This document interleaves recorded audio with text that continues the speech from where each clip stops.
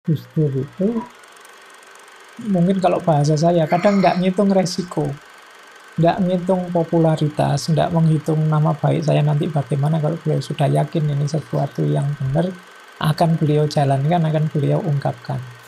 Pak Faiz, bagaimana mentoleransi orang yang dianggap tidak toleran? Harus sadar juga ya, di antara variasi yang kita hadapi, menghadapi keragaman adalah orang-orang yang sulit menerima keragaman. Karena ketika kamu tanazuk, tabrakan, fatafsalu, maka kamu akan pecah-pecah. Ketika sudah pecah-pecah, watabari hukum, anginmu akan hilang, kekuatanmu akan hilang.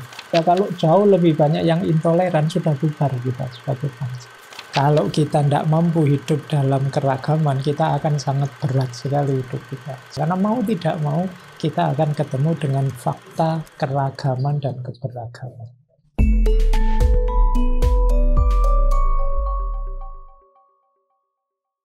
Halo teman-teman semua, Assalamualaikum warahmatullahi wabarakatuh. Kembali lagi bersama saya, Ubay Rauf, di podcast Teman Ngopi yang dipersembahkan oleh Jaringan Gus Durian. Nah, podcast ini sebagai upaya gerakan kampanye Indonesia Rumah Bersama. Oke, hari ini saya nggak akan sendirian. Saya ditemani oleh tamu kita yang spesial, Bapak Dr. Fahrudin Faiz. Apa kabar Pak Faiz? Baik, alhamdulillah. Alhamdulillah. Gini Pak Faiz, mungkin saya pengen mulainya dari melihat Indonesia. Indonesia ini kan negara yang kaya akan keberagaman ya. Kita punya Bhinneka Tunggal Ika nih yang beragam, kita punya Bhinneka Tunggal Ika yang memberikan pelajaran kepada kita bahwa Indonesia ini beragam dari suku, agama, budaya, ras, bahkan bahasanya gitu. Nah, saya pengen tanya sama Pak Faiz, menurut Pak Faiz nih, keberagaman itu apa sih Pak Faiz? Iya, ya sebenarnya tidak hanya Indonesia sih, hidup ini memang secara sunnatullah beragam. Jadi Allah sendiri kan yang menyatakan dalam Al-Quran itu kita itu dijadikan su'uba wa qabaila sir'atan wa minhajan. Jadi keberagaman itu keniscayaan hidup. Sunnatullahnya orang hidup itu beragam pasti. Jadi hakikatnya itu. Makanya kalau kita tidak mampu hidup dalam keragaman, kita akan sangat berat sekali hidup kita. Sangat sulit sekali hidup kita. Karena mau tidak mau, kita akan ketemu dengan fakta keragaman dan keberagaman. Adem banget ya denger Pak Faiz ini jelasin tentang keberagaman. Ya itu sederhananya begitu. Memang sudah, bahkan bukan di Indonesia aja ya, memang sunnahnya kita ini adalah beragam gitu ya. Saya itu beragam, apalagi Indonesia yang berbangsa-bangsa, bersuku-suku. Itu persis seperti yang saya sitir tadi, ayat su'uba wa qabaila gitu. Bahkan kembar identik sekaligus itu pun punya perbedaan ya Pak ya. Tidak ada orang yang sama persis plek, tidak ada. Pasti ada pencirinya masing-masing meskipun sama-sama manusianya. Tapi kalau misalkan kita melihat di Indonesia yang beragam ini, Pak Faiz, banyak di antara kita yang belum bisa menerima keberagaman ini. Contohnya nih, pernah rame-rame ada orang yang protes tua masjid gitu kan, masjid, kemudian juga tidak bisa menerima perbedaan yang ada. Nah, Pak Faiz seperti apa nih melihat fenomena itu? Jadi memang manusia itu secara umum, meskipun tadi penciri hidupnya beragam, itu punya yang namanya ego. Jadi ego itu satu pengakuan bahwa aku punya pikiran, aku punya pandangan, aku punya perspektif yang menurutku benar. Jadi dia punya pernyataan diri masing-masing. Ini kalau tidak hati-hati, apalagi skill untuk hidup bersama dalam keragamannya rendah, pernyataan diri itu pada akhirnya sering membuahkan konflik karena tabrakan dengan pernyataan dirinya orang lain. Itulah yang kemudian ya sering kita saksikan di mana-mana, ada konflik, ada tabrakan, ada polemik, ada gegeran di medsos dan lain sebagainya. Jadi itu karena semua orang ingin menyatakan dirinya, menyatakan kebenarannya. Sehingga akhirnya terus ketika berbeda itu tabrakan. Itulah kenapa di kampus-kampus, di banyak kajian kita dituntun, diajari cara hidup bersama dalam keragaman biar tidak keliru. Biar perbedaan itu jatuhnya rahmat, tidak jatuhnya jadi musibah gara-gara berbeda terus kita jadi tawuran. Tapi kalau bisa ya dengan berbeda ini kita jadi kuat. Nah, itu yang kadang-kadang kita lupa. Kita karena tadi punya pernyataan diri yang namanya ego itu, terus akhirnya bablas jadi egois. Kalau egois itu ya, kalau bahasa Jawanya terus menang-menangan. Pokoknya harus kebenaranku yang hidup. Pokoknya harus versiku yang harus diterima. Jadi tantangan kita berarti adalah bagaimana perbedaan itu bisa menjadi rahmat untuk semuanya ya Pak Faiz ya. Karena bagaimanapun manusia itu dia tidak bisa hidup sendirian. Dia memerlukan yang lain yang tadi beda-beda itu. Kita butuhkan juga. Tidak mungkin orang bisa bilang saya sendirian bisa kok Pak, saya di kamar tiap hari bisa. Tapi kan ya kita tetap ya makan, ya minum, ya pakai baju, ya itu kan semua juga orang lain yang memproduksi, yang menyiapkan untuk kita dalam banyak hal. Makanya tidak mungkin kita bisa sendirian terus merasa bahwa tanpa yang lain pun saya bisa jalan, tidak bisa begitu. Fitrahnya manusia itu ya makhluk sosial yang memerlukan orang lain. Tapi kalau misalkan ini Pak Faiz, bangsa kita ini kan mengalami dinamika sejarah yang luar biasa ya Pak Faiz ya. Di Jawa misalnya, masyarakat kita kan pernah menyandang identitas sebagai pemeluk animisme, dinamisme, kemudian Hindu-Buddha, hingga Islam gitu. Apakah perjalanan sejarah yang begitu panjang ini masih belum cukup menyadarkan masyarakat kita bahwa kita ini memang beragam dan sudah sepatutnya nih kita menerima keberagaman itu? Sebenarnya menurut saya ya sebagian besar kita itu sudah bisa kok menerima keragaman dan keberagaman. Mungkin sedikit saja atau beberapa saja yang masih sulit diingatkan bahwa kita ini memang beragam. Cuma ya ada filosof Muslim kontemporer namanya Khalid Abu Fadl, dia bilang begini, sebenarnya orang-orang yang terbuka, toleran itu jumlahnya jauh lebih banyak. Hanya saja kalah rame. Jadi kayak silent majority ya. Jadi kalah rame dengan yang mungkin keras, berpikirnya kaku, tidak bisa melihat perbedaan dan lain sebagainya. Mereka banyak yang lebih atraktif, banyak yang lebih keras suaranya. Sehingga seolah-olah kita gelisah, ini kok banyak yang intoleran. Tapi menurut saya kalau mau dihitung pasti-pastian tetap jauh lebih banyak yang toleran, yang bisa menerima perbedaan, bisa hidup bersama dengan harmonis. Karena perhitungan saya, kalau jauh lebih banyak yang intoleran, sudah bubar kita sebagai bangsa. Tetap kita harus lebih positif melihatnya. Ada yang begitu, yaitu PR kita. Ada yang tidak bisa hidup bersama dalam keragaman, tapi insya Allah masih jauh lebih banyak yang toleran. Nah, yang PR kita hari ini ya mungkin ini beberapa yang perlu mendapat sentuhan perspektif, cara pandang baru tentang keragaman.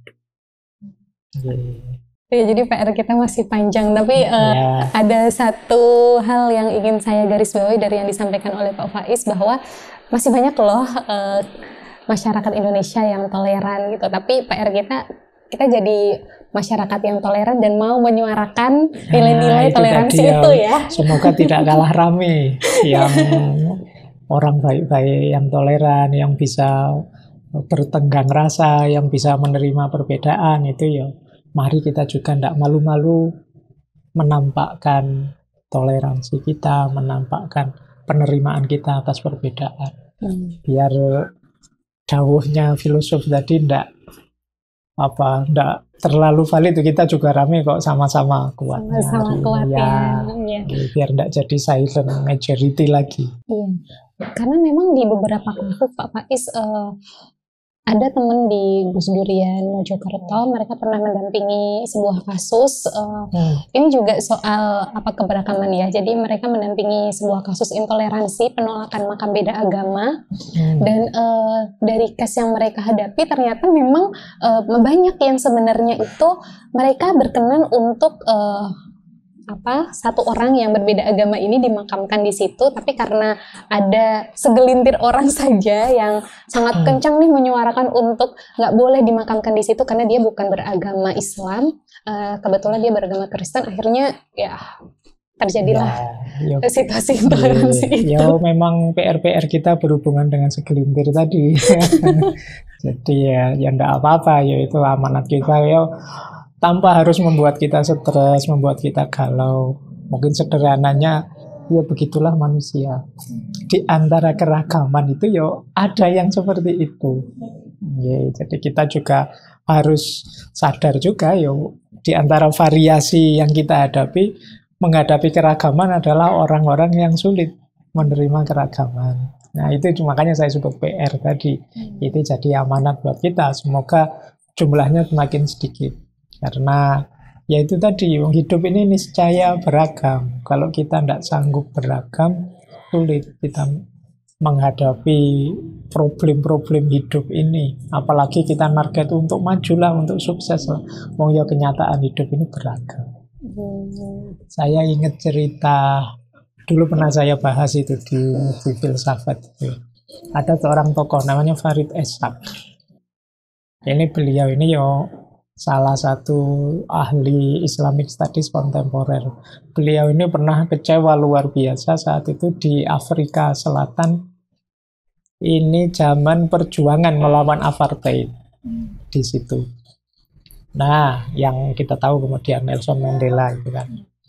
Nah, dia ini kecewa dengan umat Islam di sana saat itu karena dalam perjuangan melawan rezim apartheid itu orang Islam di sana partisipasinya paling kecil.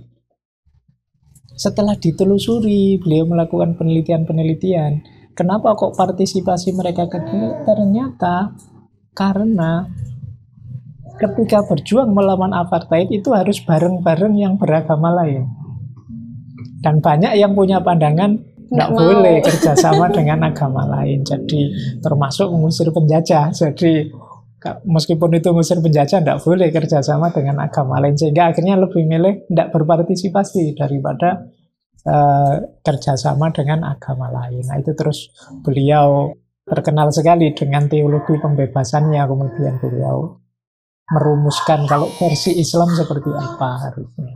Nah itu salah satu contoh. Kadang-kadang cara pandang, perspektif yang sulit menerima keragaman justru merugikan untuk semuanya. Bukan hanya untuk kelompoknya sendiri, tapi juga untuk yang lain ya. Semuanya, karena itu kan perjuangan seluruh bangsa itu untuk membebaskan diri dari penindasan.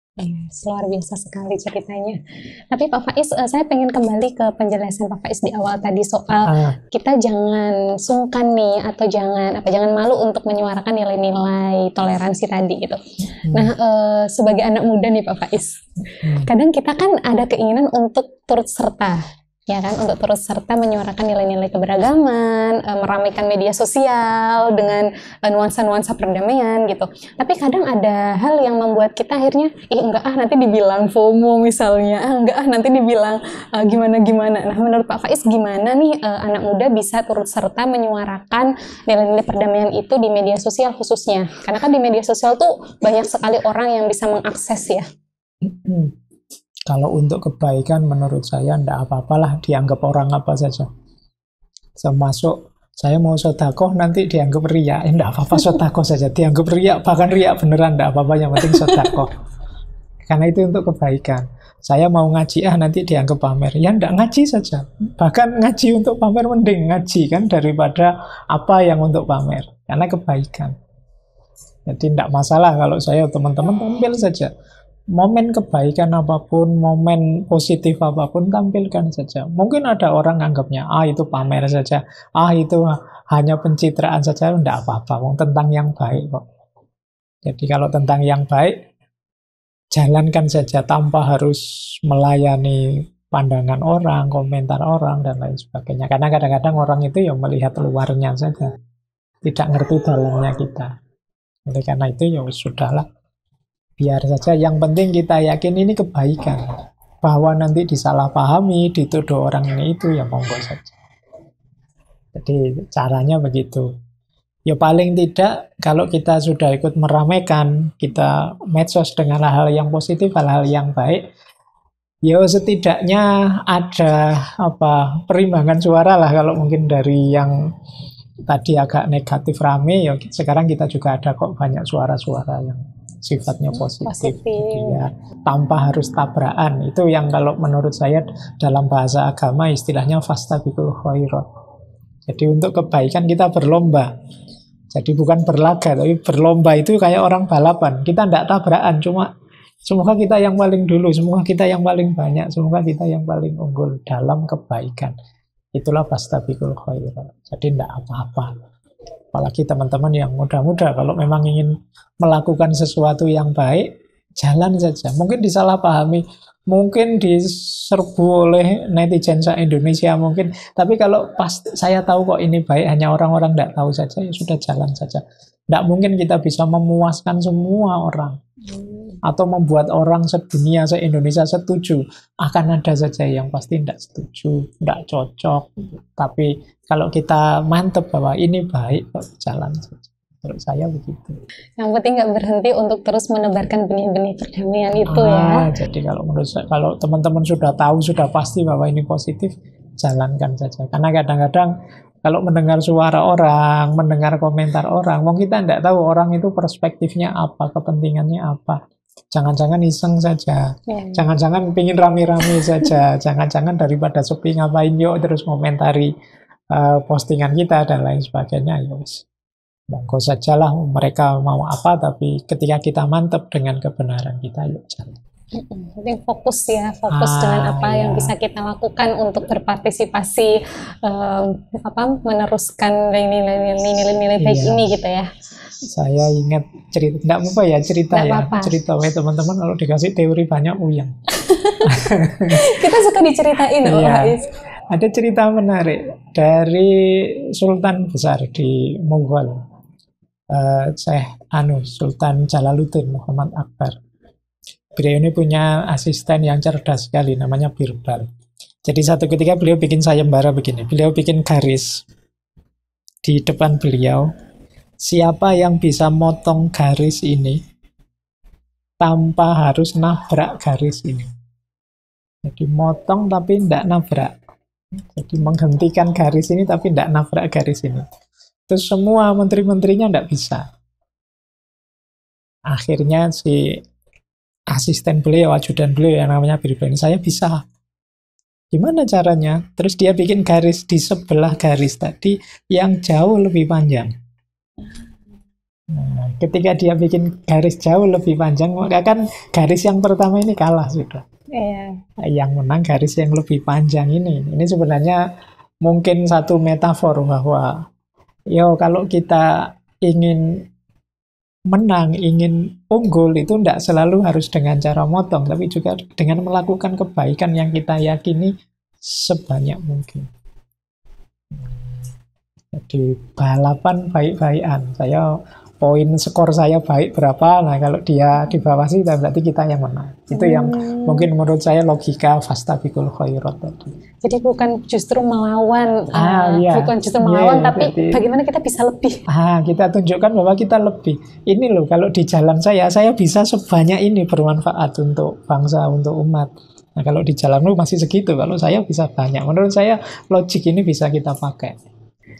Menarik ya ceritanya, membuka perspektif baru lah paling enggak. Karena biasanya kan kalau misalkan kita pengen mengajak orang untuk ayo kita gerak bareng nih, ini baik loh. Kadang kita mengganggu dia untuk ngapain sih, itu nggak baik loh. Kamu mending ikut aku aja nih, perjalananku sedang menuju jalan kebaikan kan gitu ya. Tetapi ini ada perspektif baru yang menarik banget. Ini sama kayak di media sosial lagi-lagi Pak Faiz.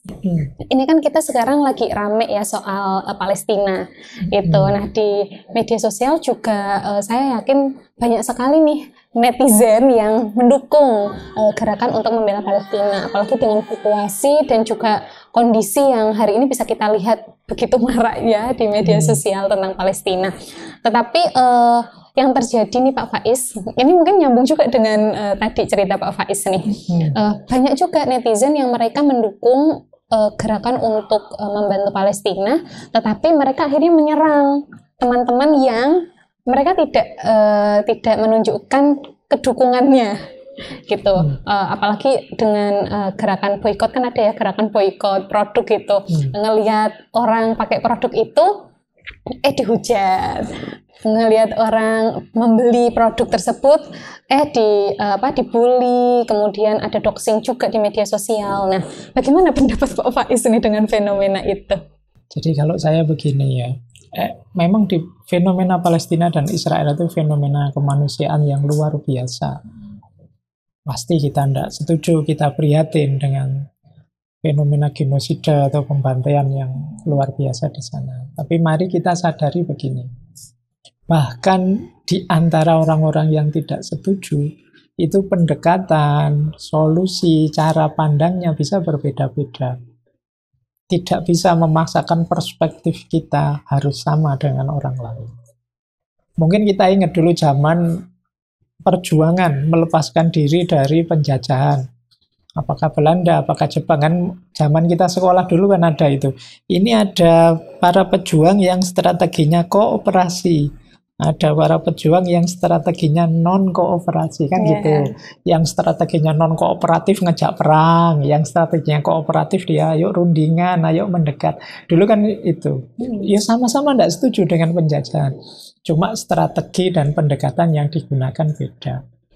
Itu tadi menurut saya ya rumusnya, monggo saja setiap orang berjuang melawan penindasan, kezaliman, penjajahan, termasuk genosida dan lain sebagainya, tanpa harus kita memaksakan orang punya perspektif, punya pandangan yang sama dengan kita. Bisa saja orang lain, saya tidak setuju tapi saya lebih suka ini strateginya, yang lain tidak, saya lebih suka yang itu, monggo saja. Kayak tadi ya, mungkin ada yang punya garis sendiri-sendiri, silahkan. Masing-masing memanjangkan garisnya tanpa harus saling memaksakan. Jadi mari kita cari solusi yang lebih produktif, tidak kemudian justru menimbulkan masalah baru. Jadi yang sering terjadi kan kita gegeran sendiri terus malah ada masalah baru di kita, padahal harusnya kita menyumbang solusi, tidak nambah masalah. Nah, akhirnya kita membantu juga tidak, di kita sendiri muncul masalah. Ini yang sering terjadi, tidak hanya di masalah Israel-Palestina, di banyak masalah kita sering begitu. Jadi kalau bahasa Al-Qur'annya tanazu. Tanazu. Iya, jadi kan ada ayat yang punya wala tanaza'u fatafshalu wa tadhhabari hukum. Jangan kalian saling bertanazu. Tanazu itu saling konflik, kayak garis yang tabrakan tadi. Karena ketika kamu tanazu, tabrakan, fatafshalu, maka kamu akan pecah-pecah. Ketika sudah pecah-pecah, watadhabari hukum, anginmu akan hilang, kekuatanmu akan hilang. Tidak mungkin kita kuat kalau kita pecah-pecah. Kenapa kita pecah-pecah? Karena kita membiasakan tanazu, membiasakan konflik di antara kita. Kita tidak bisa menenggang perbedaan. Kita tidak bisa menerima orang lain berbeda dengan kita. Kita maunya versi kita, perspektif kita saja yang harus benar. Nah, ini yang sering kita lupakan. Oke, menarik sekali ini pembahasannya. Saya sampai terharu. Karena ternyata melihat keberagaman itu kita bisa melihat dari banyak sisi. Tidak hanya melihat dari satu sisi aja. Nah, ini juga berlaku mungkin ya pada umat beragama kita, Pak Faiz. Di satu sisi kita bisa sangat peduli dengan saudara sesama Muslim. Di sisi yang lain kita juga nggak segan-segan nih untuk memenjarakan tetangga kita yang non Muslim hanya karena komentar soal toa yang terlalu kencang. Kemudian juga melihat kasus semacam Palestina dan Israel itu gitu kan, banyak kelompok-kelompok yang menempatkan ego kelompoknya dan juga ego identitasnya atas nama kemanusiaan gitu. Nah, menurut Pak Faiz sendiri, seberapa jauh sih perjalanan bangsa kita untuk sampai pada titik mampu memprioritaskan kemanusiaan dalam masyarakat? Sebenarnya pelajaran sudah banyak. Kita sudah berapa puluh tahun merdeka? Sudah 80 tahun hampir ya? Hampir 80 tahun. 80 tahun itu kalau manusia itu sudah sepuh sekali, sudah matang sekali pikirannya. Harusnya ya kita lebih matang lagi, lebih dewasa lagi. Cuma ya yang namanya manusia, memang kadang-kadang grafiknya tidak selalu naik. Kadang turun, kadang naik lagi, kadang turun. Kadang-kadang kita merasa, iya ya, nasihatnya para pahlawan zaman dulu kok masih relevan ya sekarang. Nasihatnya Gus Dur berapa puluh tahun yang lalu kok masih cocok ya sekarang. Jangan-jangan kita memang kurang belajar. Sehingga problem lama itu terulang lagi, terulang lagi. Jadi ini pentingnya kalau dalam Al-Quran itu kita diminta tidak hanya membaca ayat tapi juga membaca sejarah. Jadi kalau istilahnya Al-Quran kan fa'tabiru ya ulil absor. Ayo belajar, ayo mengambil iktibar dari peristiwa-peristiwa sejarah yang kemarin-kemarin terjadi. Nah ini yang mungkin agak lemah di kita. Jadi kita setiap kali ada peristiwa entah besar entah kecil berlalu, kita tidak mengambil iktibar. Sehingga kadang-kadang kita jatuh di lubang yang sama.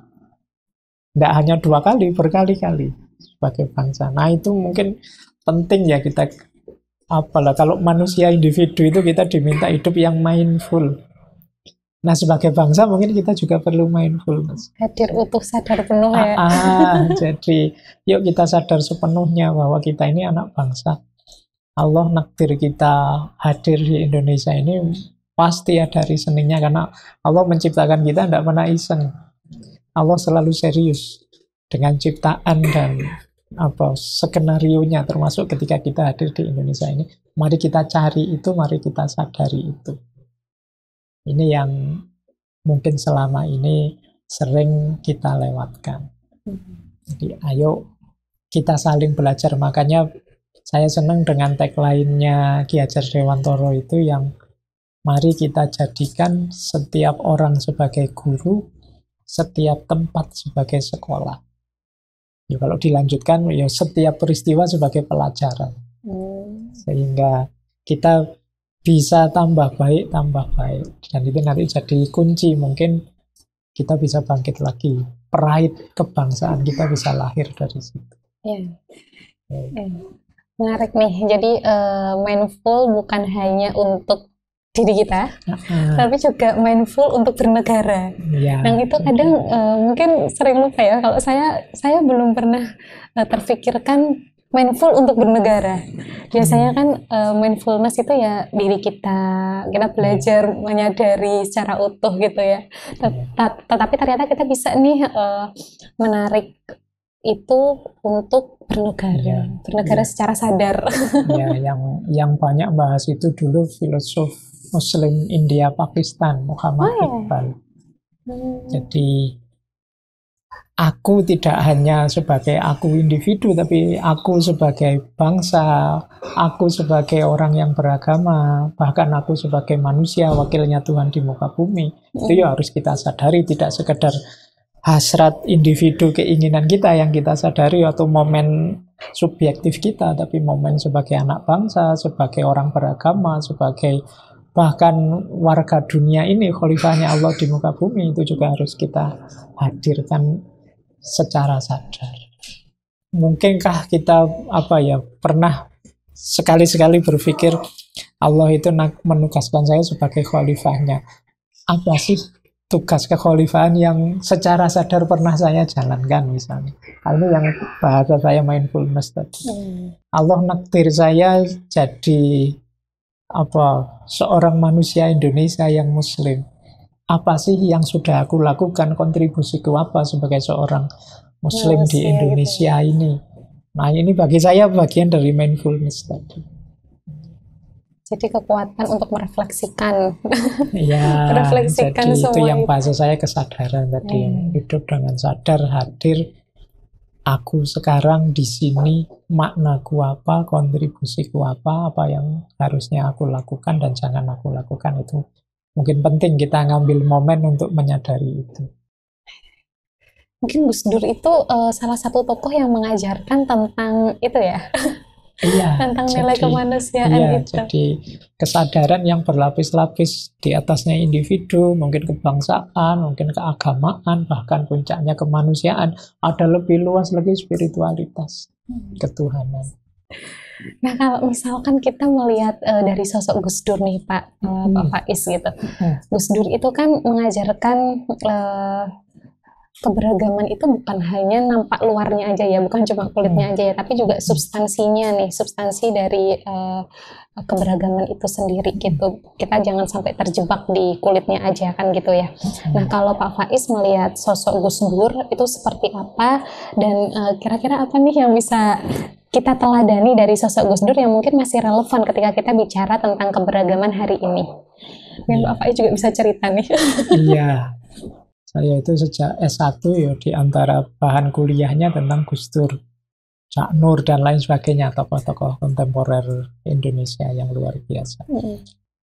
Kesan saya tentang Gus Dur gini, banyak orang bilang Gus Dur itu guru bangsa. Saya senang dengan istilah guru bangsa ini, meskipun jarang yang mengulas lebih lanjut. Guru yang bagaimana? Jadi Gus Dur itu tidak hanya mengajarkan pada kita atau ngajari kita banyak hal, tapi beliau sekaligus memberi teladan, memberi contoh bagaimana menjalankannya. Dan lebih luar biasa lagi menurut saya tidak hanya itu, ada lagi puncaknya seorang guru apa? Menginspirasi, menyadarkan. Jadi tidak hanya mulang tapi juga ngomong. Jadi tidak hanya mengajar, tapi juga menuntun kita, memberi teladan bagi kita. Beliau tidak hanya menceramahkan kemanusiaan itu begini, tapi beliau juga meneladankan seperti ini loh, menghargai manusia sebagai manusia. Sekaligus menginspirasi. Menginspirasi itu mungkin banyak muncul hal-hal baru, ide baru, kreativitas baru dari semula yang dilakukan Gus Dur, termasuk mungkin Gus Durian ini bagian kan yang dari inspirasi. Sering saya bilang guru paling berhasil itu guru yang bisa menginspirasi muridnya. Jadi tidak sekedar membuat muridnya ngerti atau hafal sesuatu, tapi melahirkan kreativitas-kreativitas baru. Nah, saya membacanya begitu. Istilah Gus Dur itu guru bangsa. Menarik sekali memaknai Gus Dur sebagai guru bangsa ini. Nah, kalau dari pengalaman Pak Faiz sendiri, apa nih hal baik yang bisa kita praktekkan dari apa yang diajarkan oleh Gus Dur, terutama buat anak-anak muda ini, Pak Faiz? Kalau saya yang pertama, selain ilmu dan komitmen, bagi saya Gus Dur itu berani. Berani. Gus Dur itu mungkin kalau bahasa saya kadang nggak ngitung resiko, nggak ngitung popularitas, nggak menghitung nama baik saya nanti bagaimana. Kalau beliau sudah yakin ini sesuatu yang benar, akan beliau jalankan, akan beliau ungkapkan. Agak berkebalikan tadi dengan tadi Mbak Ube tanya tentang generasi hari ini yang takut dianggap homo lah, takut dianggap, kita kan sering begitu. Tapi kalau Gus Dur enggak. Beliau tidak takut kemudian namanya dianggap jelek, tidak takut nanti dikritik orang banyak. Tidak, bagi saya keberanian model Gus Dur ini penting kita miliki hari ini ya. Kalau dalam bahasa ilmu akhlak namanya saja'ah. Jadi saja'ah itu tengah-tengah antara pengecut dan nekat. Nah, kalau ini pas. Jadi saya tahu ini benar, saya tahu ilmunya, ngerti pasnya seperti ini, maka saya ucapkan, saya jalankan. Bahasa saya tadi, peduli amat orang mau ngomong apa, komentar apa, menyebut saya apa. Kalau pakai diksinya Gus Dur, ya segitu aja kok repot. Nah, bagi saya kuncinya nanti di situ untuk teman-teman muda ya. Karena saya melihat hari ini banyak anak-anak muda itu kehilangan otentisitas dirinya. Jadi tenggelam dalam kerumunan. Iya, jadi hilang dalam viral-viral. Dia tidak punya prinsip sendiri, tidak punya pegangan sendiri. Pokoknya yang lain ke utara, saya ke utara. Yang lain ke selatan, saya ke selatan. Tidak punya prioritas. Medan mana yang harus saya masuki, saya harus bisa apa yang penting, apa yang tidak penting. Banyak yang tidak punya prioritas. Pokoknya mengalir saja. Kalau arusnya ke timur, ya saya ke timur. Arusnya ke barat, saya ke barat. Itu yang bahasa saya tidak otentik sebagai dirinya. Nah, itu penting mungkin untuk teman-teman muda ya, untuk otentiklah jadi dirimu sendiri. Nah, saya rasa yang disampaikan oleh Pak Faiz ini merefleksikan bahwa salah satu dari 9 nilai utama Gus Dur, kekesatriaan, bahwa ya keberanian itu ternyata penting untuk terus kita pupuk, apalagi ketika kita ingin menyuarakan tentang nilai-nilai kebaikan, perdamaian, toleransi gitu ya. Karena Indonesia ada itu kan karena keberagaman ya, kalau kata Gus Dur gitu. Nah, Pak Faiz, sebenarnya saya masih pengen ngobrol banyak banget sama Pak Faiz, tapi saya pengen memberikan kesempatan kepada teman-teman di media sosial karena banyak banget nih yang pengen bertanya sama Pak Faiz. Jadi saya ingin membuka sesi Q&A buat mereka gitu. Mungkin saya mohon izin membacakan pertanyaan yang masuk ya Pak Faiz ya. Ya, monggo. Oke. Ini yang pertama dari Mas Sarjoko. Pak Faiz, kenapa ada orang jahat? Mungkin bisa dijawab sama Pak Faiz.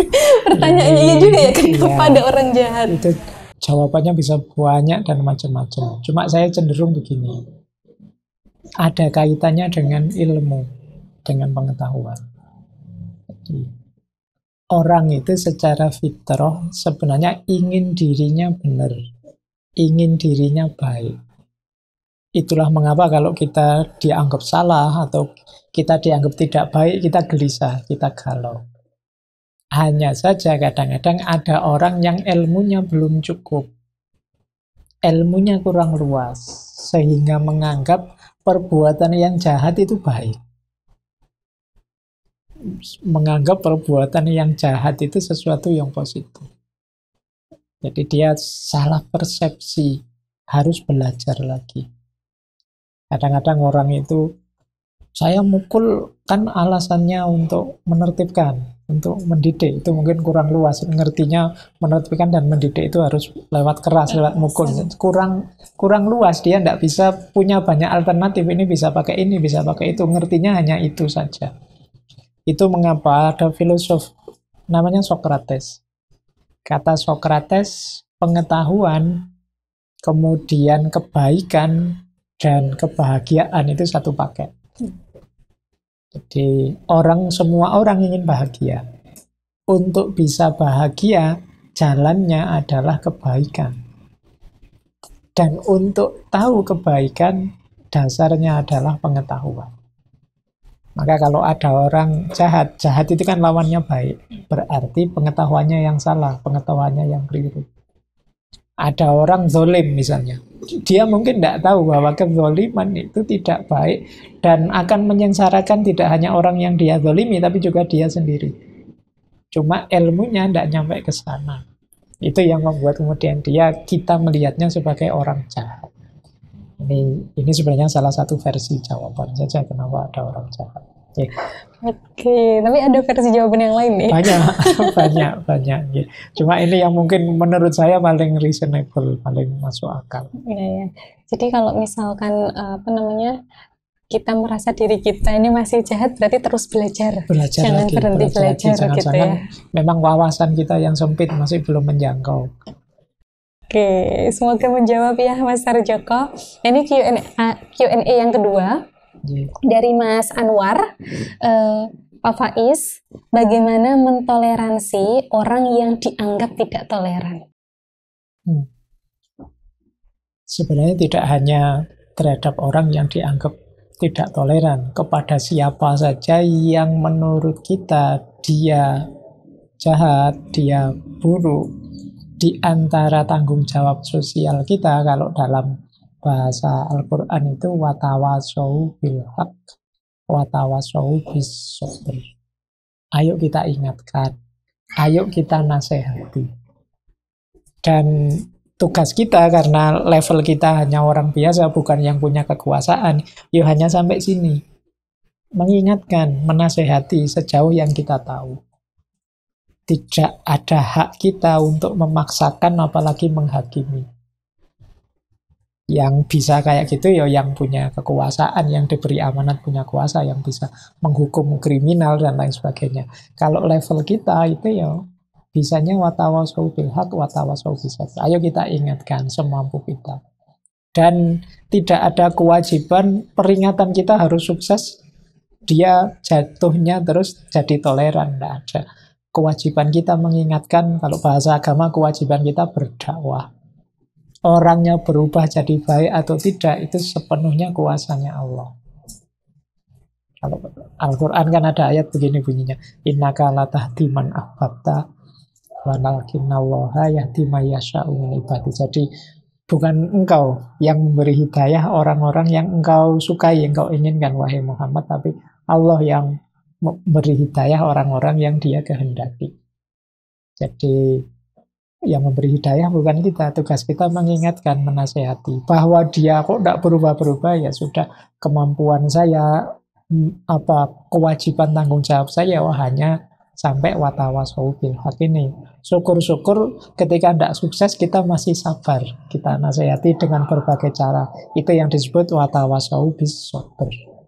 Jadi kadang diingatkan sekali orang masih tidak sadar, mungkin perlu kita ulang lagi atau ganti strategi biar dia sadar. Oke. Ya, jadi tugas kita memberitahu, menasehati sesuai dengan kapasitas kita ya Pak Faiz ya.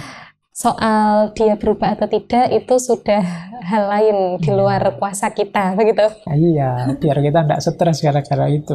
Kadang-kadang kan kita stres juga, nih sudah nasihati ini kok berubah-berubah. Mungkin itu salah satu fakta keragaman. Ternyata ya memang ada orang yang begitu, beda pandangan dengan kita.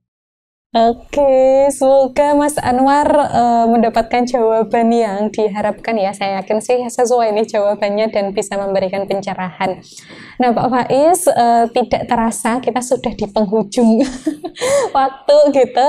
Sebelum diakhiri mungkin Pak Faiz ada closing statement yang bisa disampaikan kepada para penonton kita nanti. Apa ya, itu tadi ya, pokoknya saya yakin teman-teman yang mengikuti podcast ini itu sedikit atau banyak sudah punya ilmu, sudah punya wawasan, sudah punya cara pandang gaya hidup yang positif masing-masing. Maka bahasa di sepanjang podcast tadi mungkin kalau dirangkum ya fastabiqul khairat tadi. Yuk kita berlomba-lomba memproduksi kebaikan biar hidup kita di Indonesia ini surplus kebaikan. Insya Allah siapapun alirannya, kelompoknya, modelnya, suku, bangsa, bahasa apapun, kalau misinya adalah berlomba-lomba dalam kebaikan, bangsa ini akan luar biasa. Kuncinya di situ sih. Dan jangan pesimis, tetap optimis. Ya, karena kadang-kadang banyak narasi-narasi, wacana-wacana yang melemahkan optimisme kita. Banyak orang mengeluh hari ini, banyak orang sambat, banyak orang tidak puas. Tapi anggap semua itu bukan kelemahan kita, bukan kekurangan kita, tapi tantangan yang untuk kita taklukkan. Ya, baik, saya kira itu Mbak Ube. Luar biasa sekali ya teman-teman ya, apa yang disampaikan oleh Pak Faiz hari ini. Saya pengen mengulangi quote dari Pak Faiz. Jangan pesimis, tetap optimis. Gitu. Oke, Pak Faiz, terima kasih banyak atas ilmunya hari ini, pengalamannya, cerita-ceritanya yang menarik juga.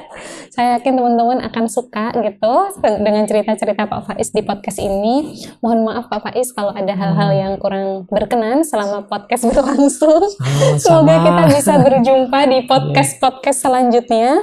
Dan teman-teman terus rawat keberagaman, saling menghargai, saling mencintai, dan terus menebarkan nilai-nilai perdamaian dimanapun teman-teman berada, entah itu secara online maupun secara langsung di dunia nyata. Yang sama jangan dibeda-bedakan, yang beda jangan disama-samakan. Itu kata Gus Dur. Terima kasih. Wassalamualaikum warahmatullahi wabarakatuh. See you.